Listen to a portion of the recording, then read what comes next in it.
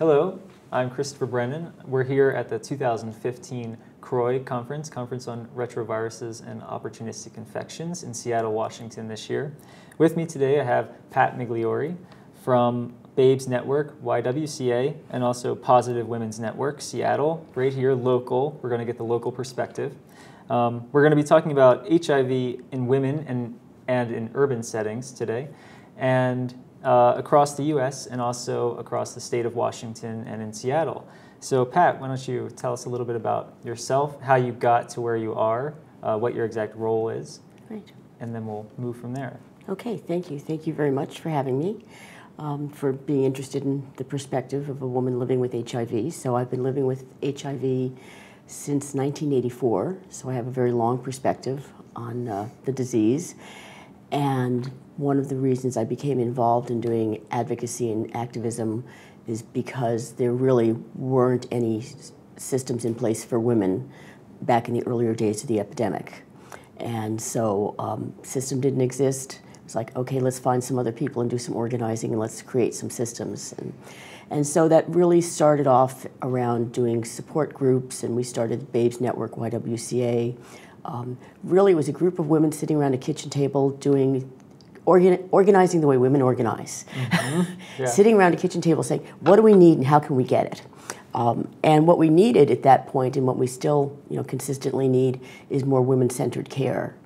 And certainly earlier in the epidemic that was not happening at all. Women were really just being considered more of a vector of transmission, and the biggest interest was in trying to, and rightfully so, a very big interest in trying to stop perinatal transmission. But very often that's where the interest in the woman ended.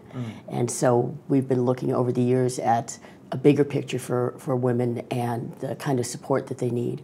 And about 9 years ago, I became involved in starting an organization called Positive Women's Network. We're a national organization, and we have members from all over the U.S. We had our first summit last summer, and it was fabulous. We were in Florida with over 200 women living with HIV, many of whom had never met another woman with HIV before. So, wow, that's great. Yeah. What kind of lessons did you learn in trying to reach the critical mass you would need in order to make a national program like that successful? I think that when women organize, I know I keep going back to that, but that's what the topic when is. women organize, yeah.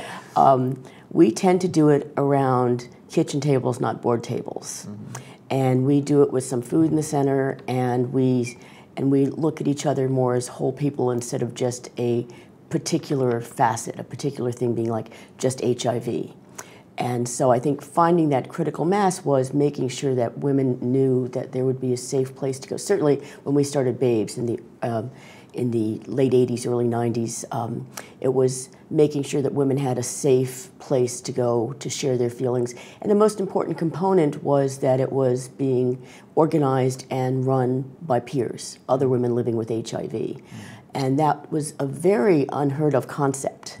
And it's kind of waxed and waned in the general HIV care system about how much good peers can do each other. And I'm a very big advocate that as peers, we are the best informed on our own and each other's situations. Right. And so part of organizing nationally is finding key leaders around the country and key HIV positive women leaders around the country.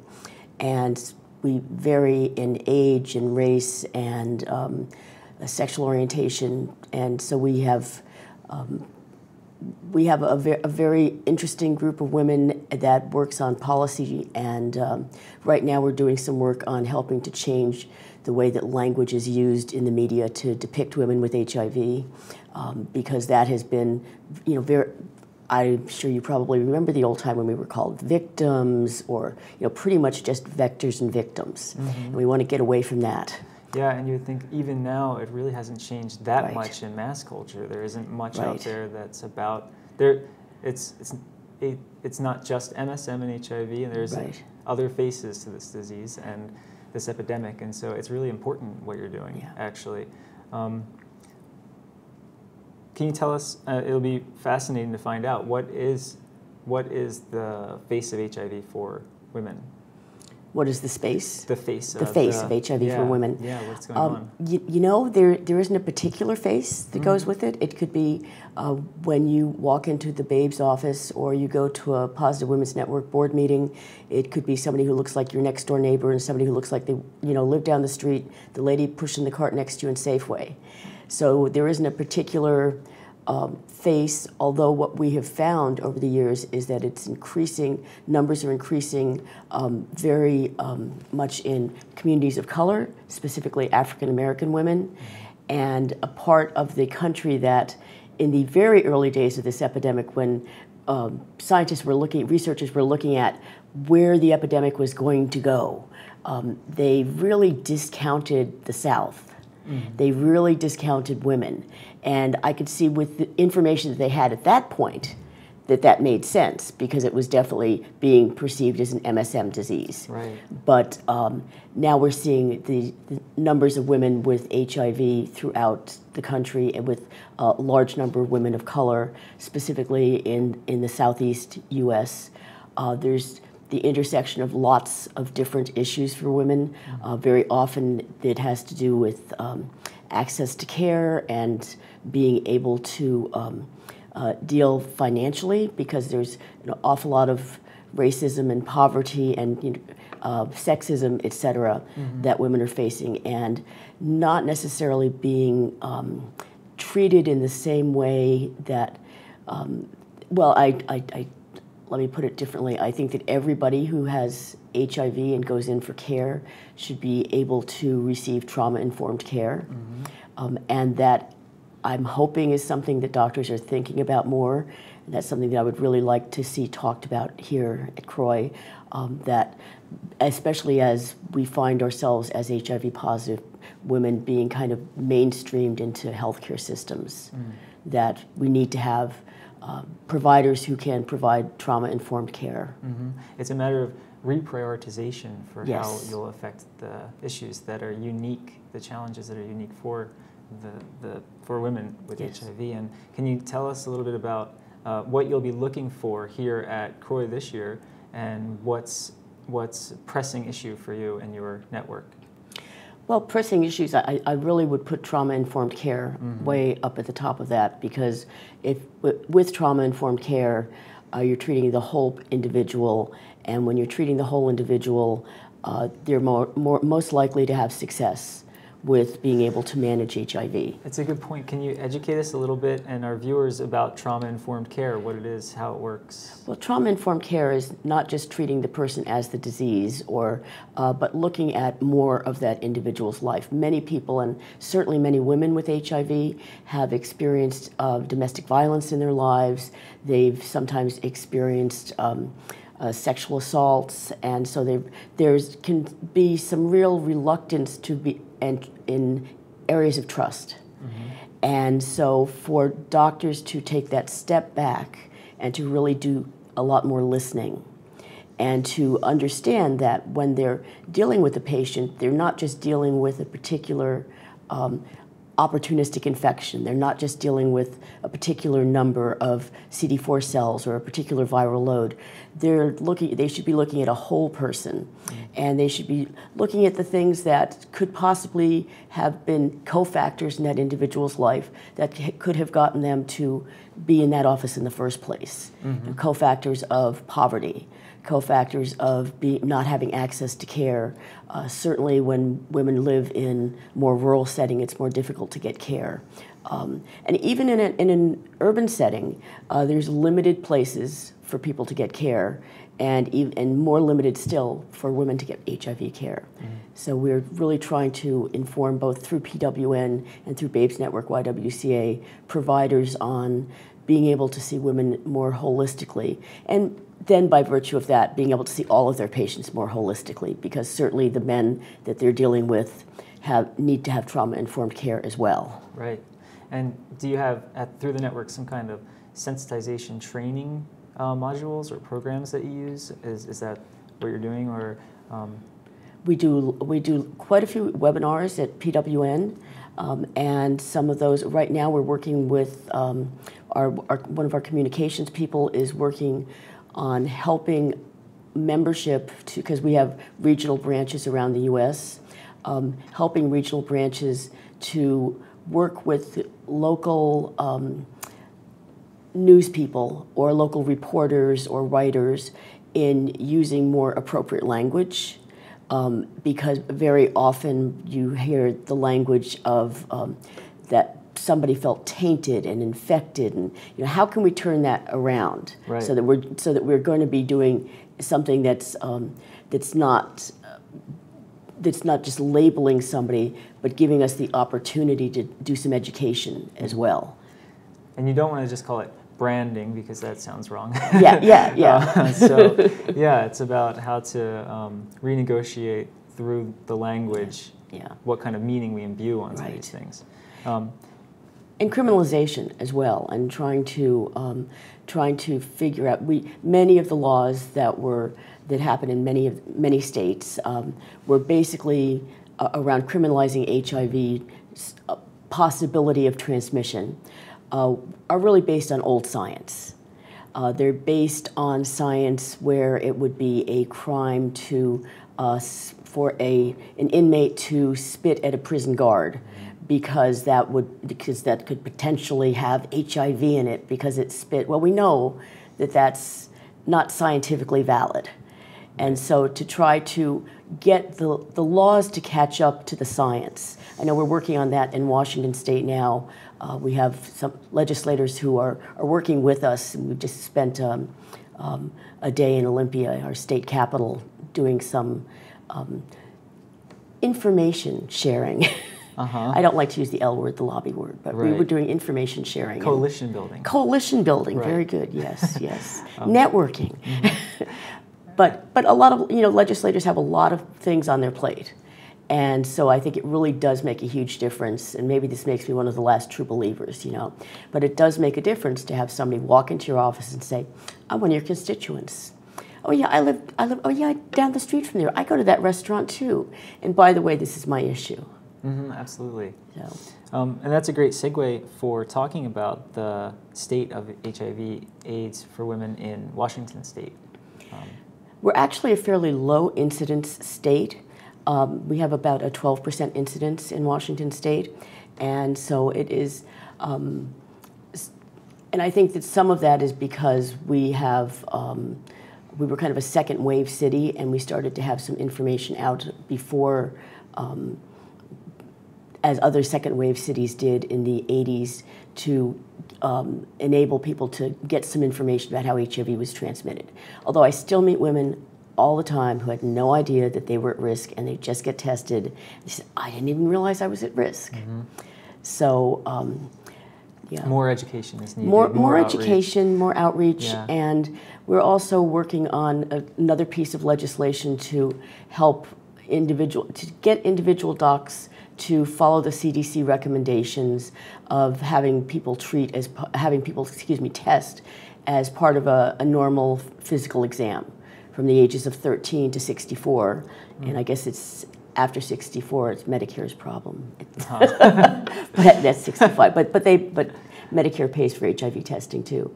But to have it become more normalized and not as stigmatized. So really a huge barrier that we're up against in Washington, and every state is stigma. Isn't it fascinating that still this stigmatization problem is looming?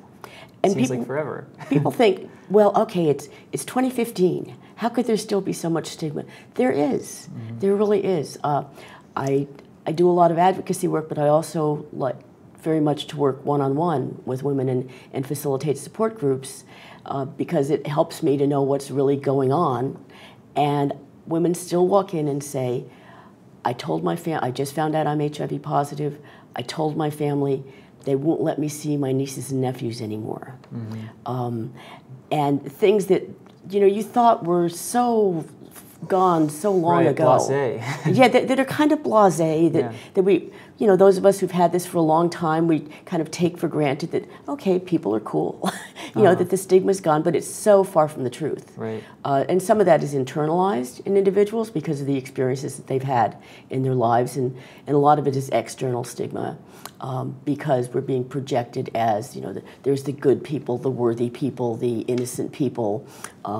Come on, people, it's a disease. It's a virus. They're the people. They're the people, yeah, yeah. And so what about the trends across the entire nation for the epidemic for women? Well, I think that, again, African American women are being very highly impacted by HIV for a multitude of different reasons, and women who are not, women of color in general, Latinas as well, are impacted highly.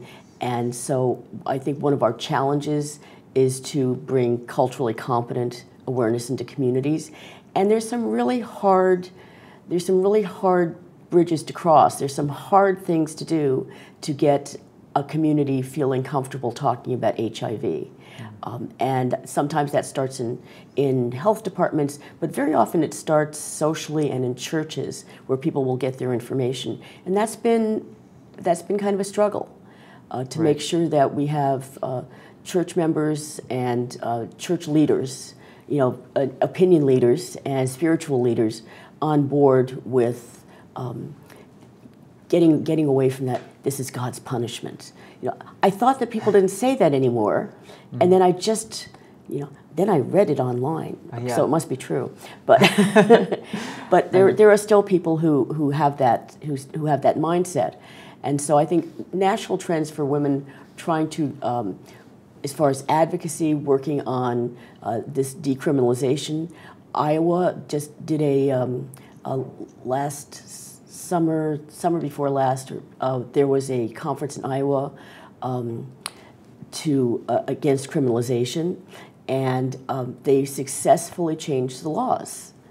And it was really because a group of activists led by Tammy Haight, I have to put her name out there, really came together from around the country, and the theme was HIV is not a crime. And when I went into my legislator to talk about similar legislation, I said, well, they just did that in Iowa. And she said, Iowa? Right. I said, yeah. And it's really leadership that's coming from within the community. Because within the community are people who are infected and affected by HIV and AIDS. And it's this nationwide pooling of influence, yes, which has really made so much easier these days with communications technologies that we have, yes, so that you can be part of one living network that is making change in any state. Yeah, and that's exciting. Yeah, it's really exciting, and exciting.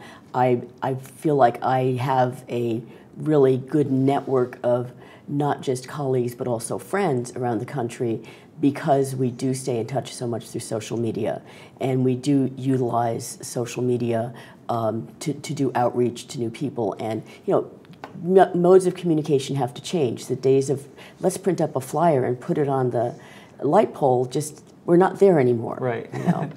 But having though that still does work. That still does work if the band is playing. Yes.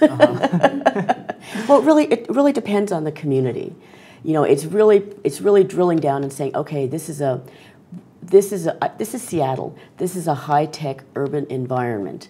Now there's disparities around who has technology and who doesn't have technology, not just in Seattle but throughout the world. So if we're relying just on social media and technology to get information out, we're cutting out a tremendous number of people. Absolutely. Who don't have access to the technology or who are intimidated by the technology, maybe because of our age.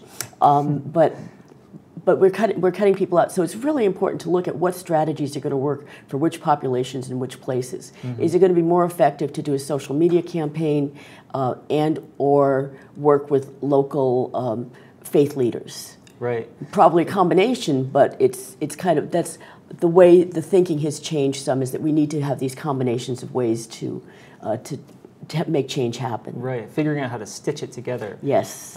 Bi-generationally and across Yes. cultures, Yeah. and even across nations. Yeah. So to wrap up, if you could say one thing to the viewers that you would want them to think about and have in their pocket as they're moving forward and they're thinking about reframing the way that we talk about HIV for women and in the women movement, what would you want to say to them?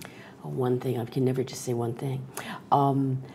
I think that you use the word reframing, and I think that that is a really key word to reframe around stigma and to start. I think that the message I'd like to get out is to invest in the community should invest in trauma-informed care for individuals with HIV, and very specifically for women with HIV. And they're going to have, because we have much more success in treatment and much more success in quality of life that way. Great. Thank you so much for coming by, and I hope that you get everything else that you want out of CROI while you're here. Thank you very much.